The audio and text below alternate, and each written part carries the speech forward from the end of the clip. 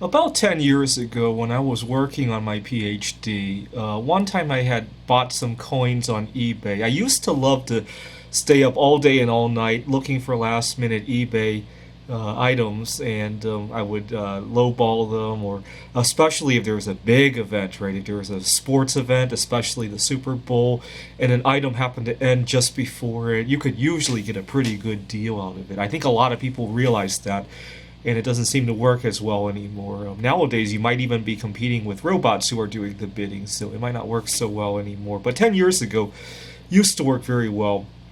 And one time I had bid on a number of coins like that. I think it was a Super Bowl Sunday, and I paid for them, and none of the coins showed up.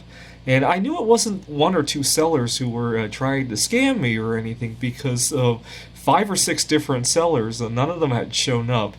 And I left negative feedback anyway. But I thought it had something to do with eBay.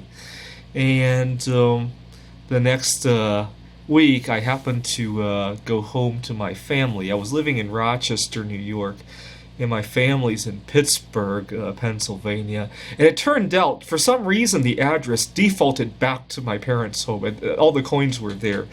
But I went back to eBay to look for more deals after that, and I realized that because of the negative feedback I left on all the sellers involved, nobody wanted to bid on their coins anymore, and so I got another round of really good deals. And after that, it became very addictive for me to look for problems every time I buy something so I could leave negative feedback. I would claim that the seller said he would ship in 2 days, but they arrived in 3 days. I would claim that the coins had like a bad odor, the package had a bad odor to them. Maybe I have allergies to the odor and I had to leave the package outside to air out. And I would claim that the the seller used lighting to make defects on the coin not visible. And I left a ton of negative feedback. Nowadays, it's kind of hard to leave negative feedback. You have to communicate with the seller multiple times before you get a chance to leave negative feedback. Sometimes you really do want to leave negative feedback, but you have to wait and you got to contact the seller. It's just really frustrating when you know the seller's a fraud to begin with, right? There was another time I accidentally scammed somebody. I was living in New York City at this time. I was getting ready to go to a computer Olympiad, so I was on my computer all the time writing stuff. And one day I was out a little bit later, and I couldn't. The subway wasn't operating at this time, so I called for a taxi, and I on the way home, my battery died on my computer, and finally I get home and I swipe my credit card and I make a run for the door because I want to plug in my computer to check up on something I had been running, if I remember correctly. And as I'm running into my front door, I hear the taxi driver honk his horn, and I thought maybe I had left something on the taxi. I check my pockets to make sure. I check to make sure I have my computer. I check to make sure I have my outlet. Everything is good. I don't know what I left on the taxi, and I ran into my apartment. And later that day, I came to find out that my credit card had expired, and as a result of the credit card payment did not go through to the taxi. And I was scared to death because I thought the credit card the driver had my credit card information, and obviously he knew where I lived. And I called the taxi company, and long story short, it was too complicated for them to figure out what's going on. So I ended up scamming the taxi driver. 30 years ago, actually closer to 40 years ago now, when my uncle used to live in New York, he got scammed out of $100.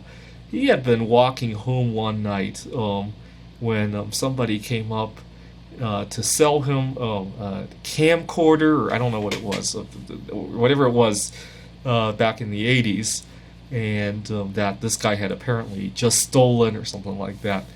And my uncle looks at it, he opens the box, and he bought it for about $100.